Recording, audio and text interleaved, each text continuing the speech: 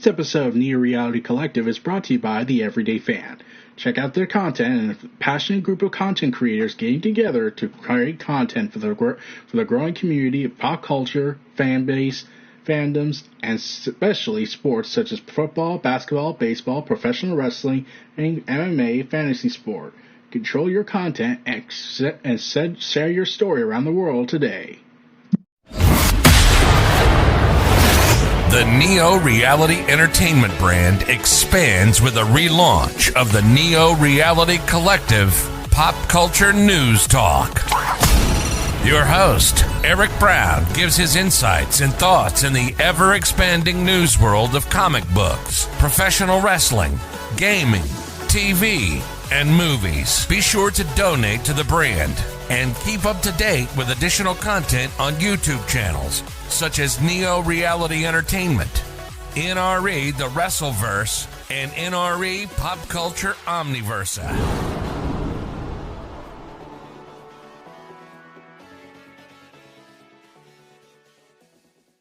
Today's edition of Neo Reality Collective is brought to you by Anchor.fm, a free distribution service podcasting hosting platform that allows you to record your podcast on your phone or computer. Anchor will distribute your podcast for you so it can be heard on Spotify, Apple Podcasts, Google Podcasts, and so much more. You can even make money from your podcast with no minimum listenership. It's everything you need to make a podcast in one place. Download the free Anchor.fm app or go to Anchor.fm to get started today. Thank you and enjoy the episode.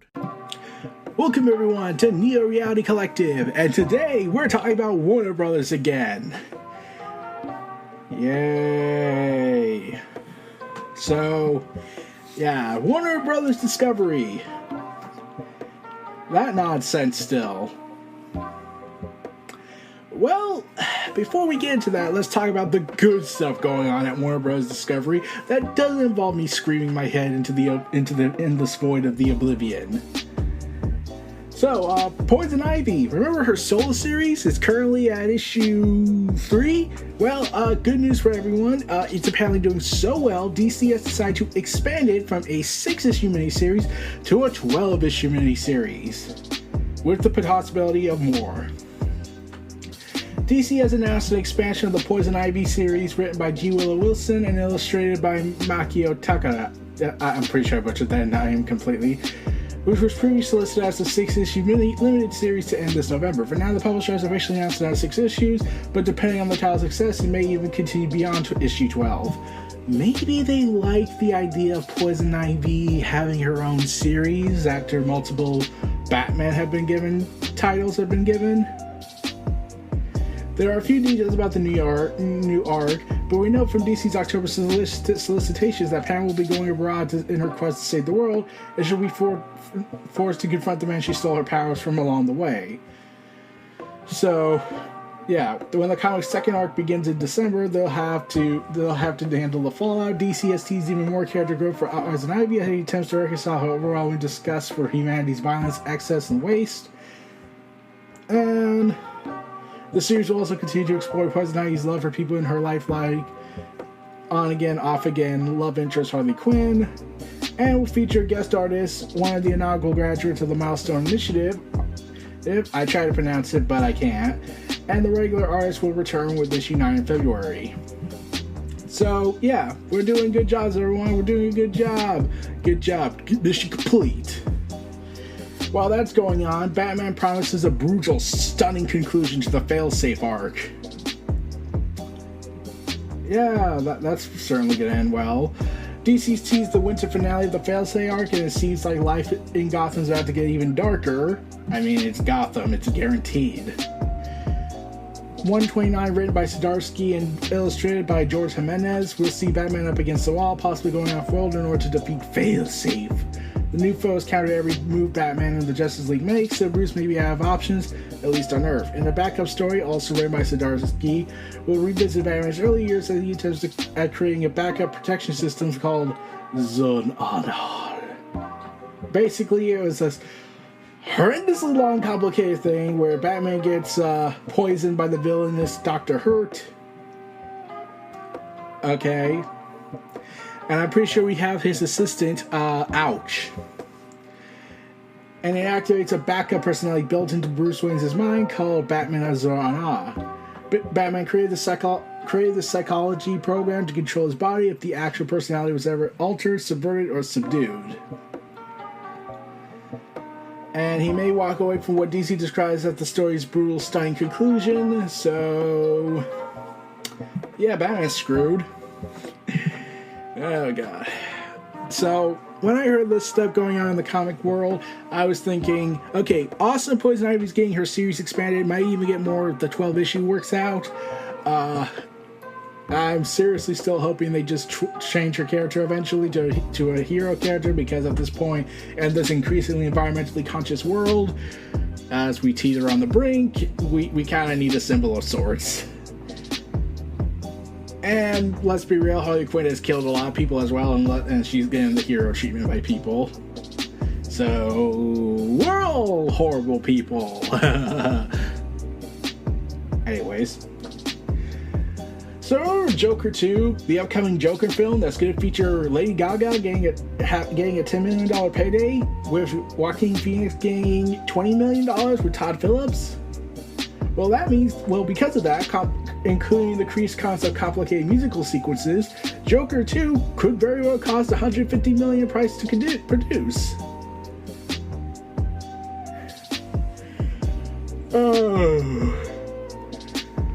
Oh, yeah.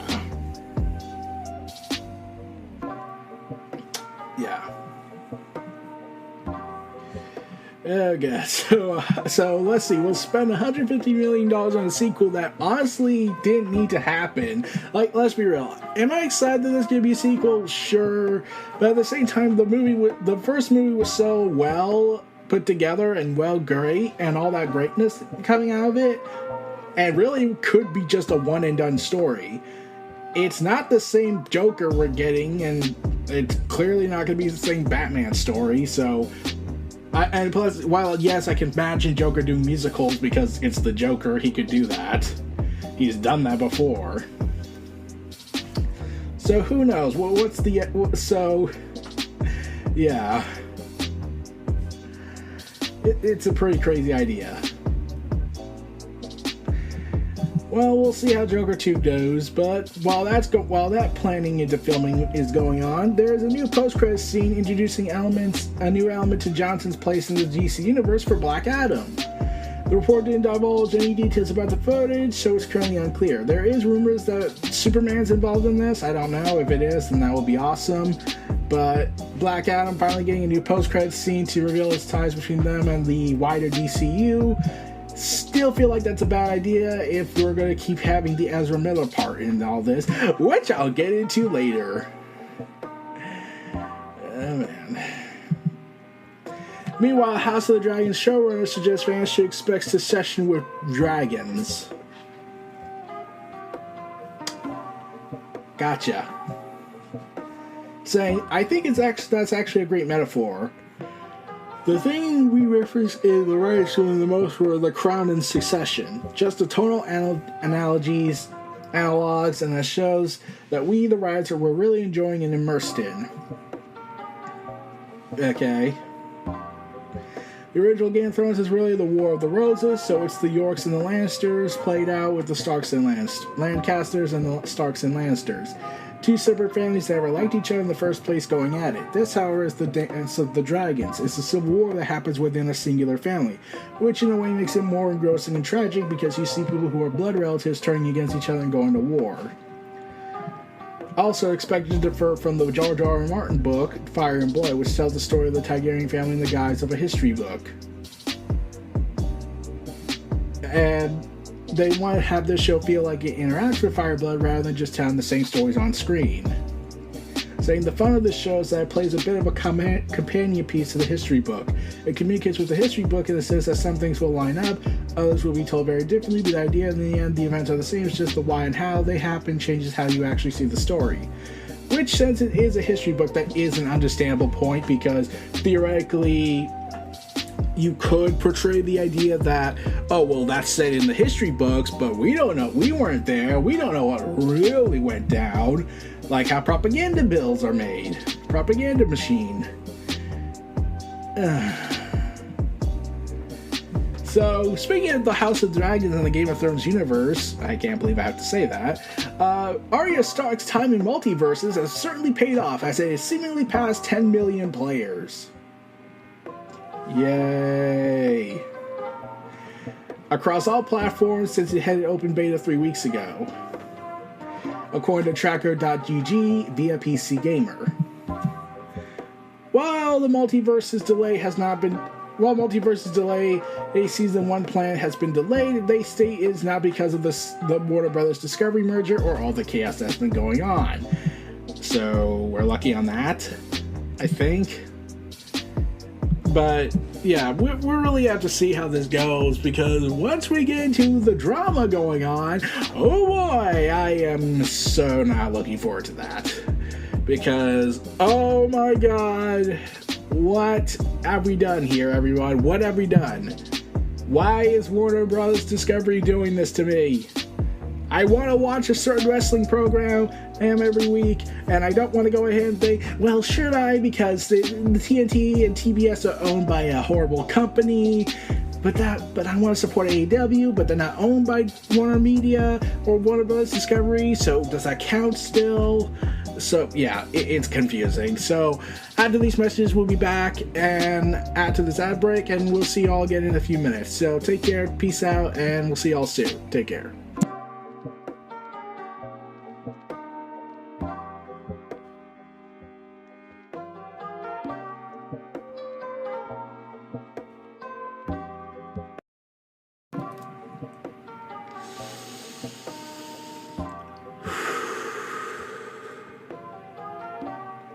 Okay, let's get to the deep end, everybody.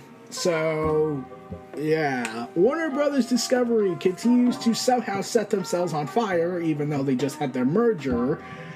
And, yeah, before we get into the craziness of it all, let me just start off with the first bad news. The Batman 2, you know, the movie that did a lot of, good money and had a lot of stuff. Well, despite the fact the movie's already being written, and with Robert Pattinson set to return, it has not been greenlit, and the movie is reportedly years away. Yeah. So despite the fact Warner Bros. Confirmed the film with an announcement back at CinemaCon, they have basically said, nope, it's not yet greenlit, we can still screw this up. Yeah. So it was approved by WarnerMedia, just wasn't approved by Warner Brothers Discovery.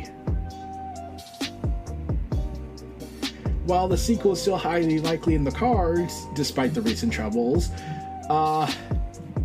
this could go horribly wrong. In fact, I'm concerned if any other projects are set to be canceled from this, because by God, this is Warner Brothers. Warner Bros. Discovery is horrendously crazy. So, good news and bad news. So, bad news is Batgirl is still canceled. We'll never see it. Boo! Good news is Jaime Reyes is still gonna live. Yay! The movie is still going, including Peacemaker and several of James Gunn's projects in DC. Yeah! So, we're all good, everybody. Everything's all good. I'm sure there's nothing else gonna go wrong that Ezra Miller got charged for burglary.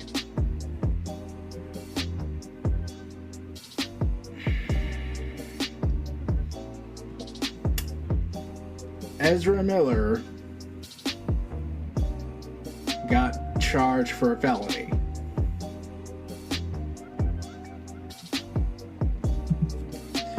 So, do you still want to plan that movie out? Like, yeah, here's the thing. This was the report. The Flash star has been charged for felony burglary, adding to their legal troubles in Hawaii, Massachusetts, and North Dakota, so you had basically pissed off 3 states. According to police report filed on August 7th in Vermont, several bottles of alcohol were taken from a home on May 1st, leading to police to charge Miller with a felony burglary after viewing surveillance footage, videos, and statements.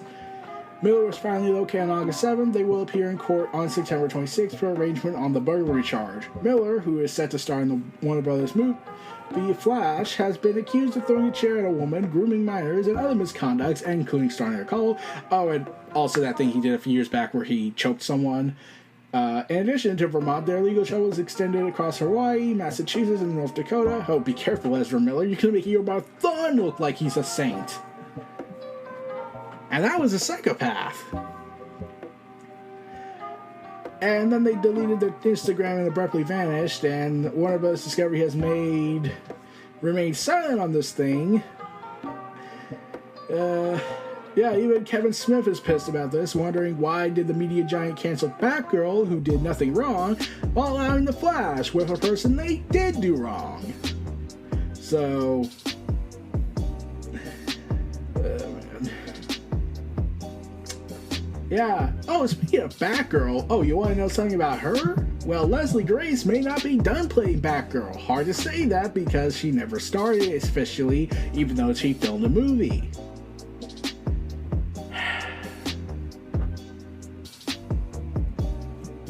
So, Leslie Grace, according to Variety, the 27-year-old actress is still being eyed by Warner Bros. Discovery to continue with Batgirl in some form.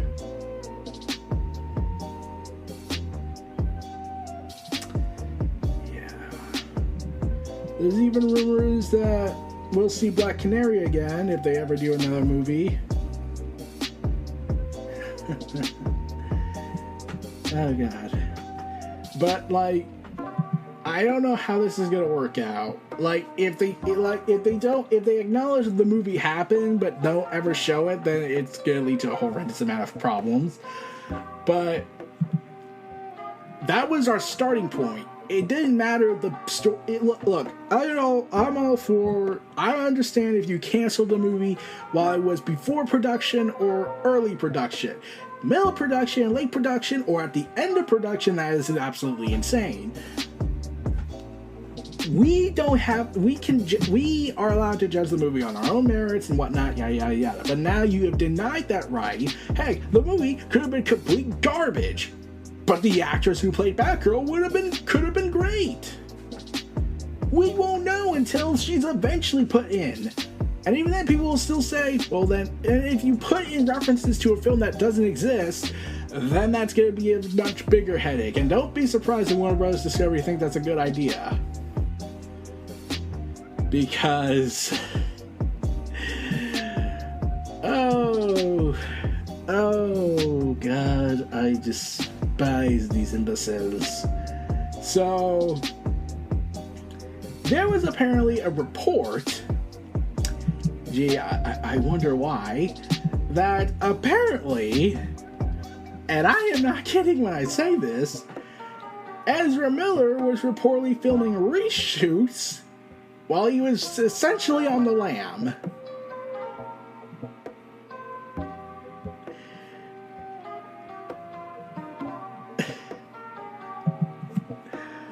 Okay. Ezra Miller was filming stuff despite all the charges going on. No one saying, well, they probably did, and WarnerMedia and Warner Bros. Discovery ignored it. But turns out Warner Brothers Discovery is harboring a virtual fugitive, essentially. That's the vibe I was getting from when I read that report. And yeah, Warner Brothers announced that, okay, we're preparing multiple scenarios for this. Okay, what's your plan? So, first, for option 3, the reason I haven't gone with the other two is because they're both stupid. Number 1 being the worst, so I'm going from good idea to horrible idea. So, plan number 1. We canceled the film. Okay, that's a wrap, everybody. Let's call it a day. Wait, there's 2 more plans. Got it. 2. Ezra Miller is in no way in any of the press releases. Can we cancel the film? Well, let's do that. Let's cancel the film. Or number 1, Ezra Miller does limited press briefings for the movie. One, that is a stupid idea, and if you do that, you basically have a wanted fugitive essentially on the run. Okay, but it probably can't get worse, right? Right? WarnerBros Discovery has option 1, also involves giving Ezra Miller a platform to explain their horrible, horrible behavior. So, enabling. You are enabling them. Like, you're basically giving them the justification to what they have done. That, we don't care. We spent a lot of money on this. Well, you spent a ton of money on Batgirl and you canceled that and used a tax write-off to get the money back. Why can't you stop this? Or, here's option 4. Here's a 4th option. You instead... Well, they also say Warner's other stipulation is that Ezra Miller seeks professional help, but let's be real, we have families involved in this and they're in trouble, especially with Child Protective Services and Child Services Department attempting to locate a mother and 3 children who have allegedly been staying with the actor. So we have a situation on that front, so I'm pretty sure getting professional help at this point is impossible. Unless it involves heavy amounts of knockouts. But that's beside the point. Ezra Miller is going to have the opportunity to get away with their horrible antics from the Warner Brothers Discovery perspective. I'm like, the police could probably still send him to prison if the courts allow, if the courts approve, but that's a different matter, or send them to the loony bin for their horrible, horrible, horrible behavior, and reportedly they have taken a lot of drugs. But okay. Ezra Miller is royally screwed. Let's just go with that. Here's option 4. And this would be the second logical choice. The first one would be the most logical. You don't release the film. Instead, you delay it for a time and reshoot the entire movie with any other actor than them. My money would be on Grant Gustin. Or you could digitally reanimate the face of Grant Gustin to replace Ezra Miller's Flash. And the other Flash that also is played by Ezra Miller.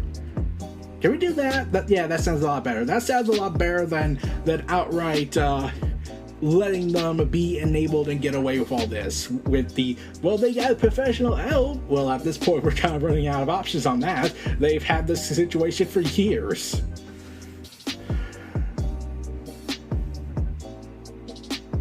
So, yeah, if the scenario does go ahead and happen,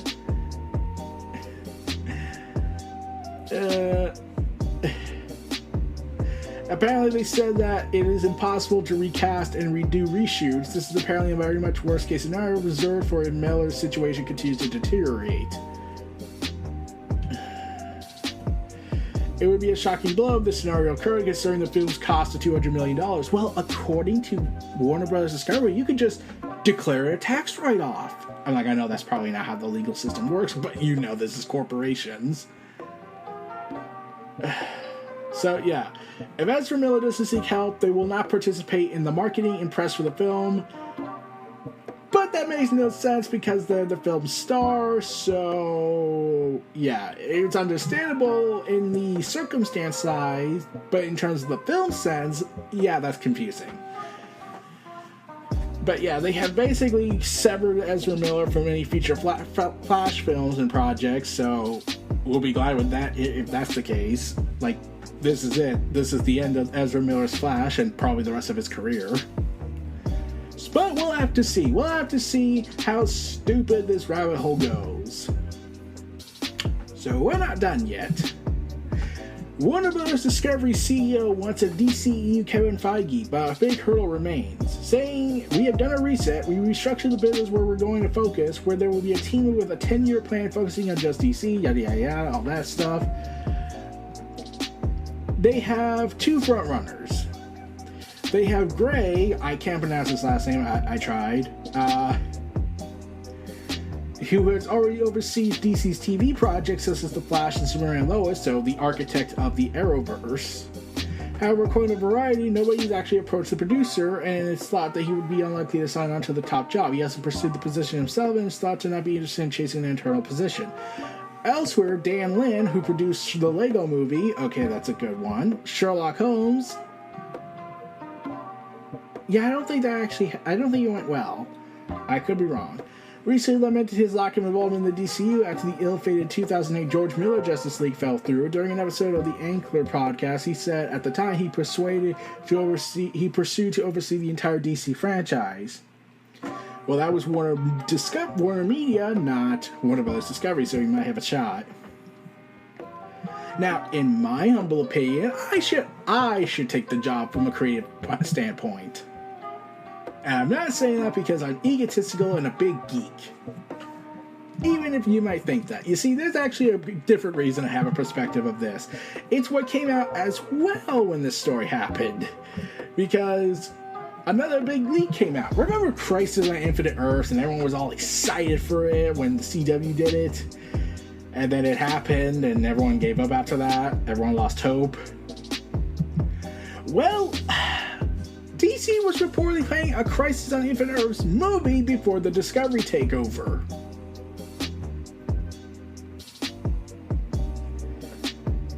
So,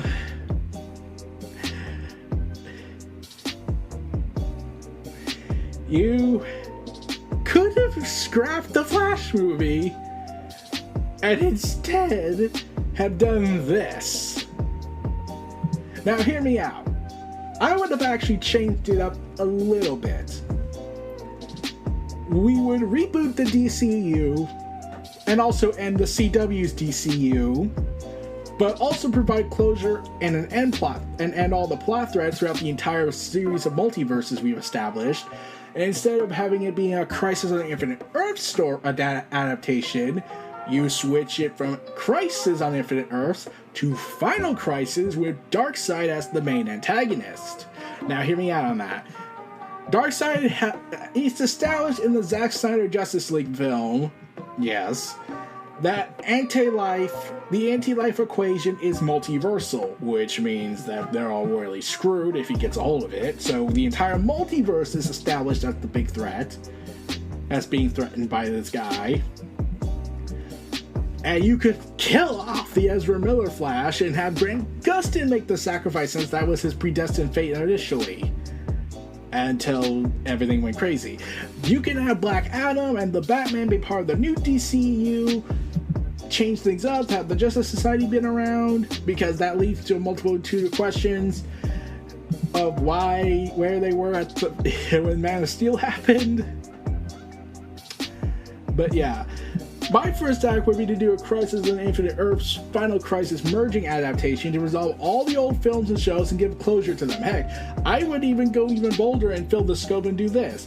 Bring in actors and characters that were set for canceled projects and have Darkseid be the big bad, have anti-life equation be the multiversal threat, since it was established in the Zack Snyder Justice League. Anti-life can go throughout the multiverse, and Darkseid said he wants to control the entire multiverse. So, why not do that? Like, anything that would have been better. And people might say, oh, why are you getting rid of Darkseid at the straight beginning of all this? Well, you see, I have my own established reason. One, we can bring him back later. Like, death is a concept, is more of a suggestion than anything else in the DC universe and Marvel universe. But my response would be this. DC has villains that have been established as being more powerful or rise to the heights than Darkseid. The idea is to give a false sense of security to the heroes, in fans thinking the worst of the worst is gone, and then boom, the greater evil arrives. Wouldn't you want to do that? Yeah. That would be a much better idea, I feel like. You can give your thoughts on that if you want, but that's just how I would do it. Have that be the end of the old DC multiverse and the birth of a new one, because the Crisis one wasn't as good as it could have been. And instead you have the final scene of the film end with a rocket landing on New Earth with a simple text at the bottom. Only the beginning. Boom, we got it. Congratulations, mission accomplished. So, yeah, that's basically my interpretation of how I would do the DCEU and reboot everything to give it a new starting point. End it on a high note, an explosive note, end all the plot threads, and fulfill past visions and all that, and give some closure and give people who are going to play certain characters a chance to play those roles on a much bigger scale. Though while they probably will have diminished roles because this is a massive movie and it would be a two-parter, or it could be a very highly expensive limited series, so that could work. But I don't think WarnerBros Discovery is going to do that, so a two-parter film would be the best option. And that's basically it. So, yeah, Warner Bros. Discovery is royally screwed probably, and I should be the new Kevin Feige. I've made my case, my pitch sale. Everyone, please reference me in the comments down below. Oh, I look forward to your opinion on this idea. Please know, I am creatively crazy, so I could probably be the guy for the job. So yeah, this was Neo Reality Collective hosted by Eric Brown, brought to you by the Everyday Fans Group. Check out their site in the description below and their podcast works. I'll be seeing you all again next time. Peace and take care. Have a good day, everybody. Enjoy this last ad break and outro, and we'll see you all again next time. Peace.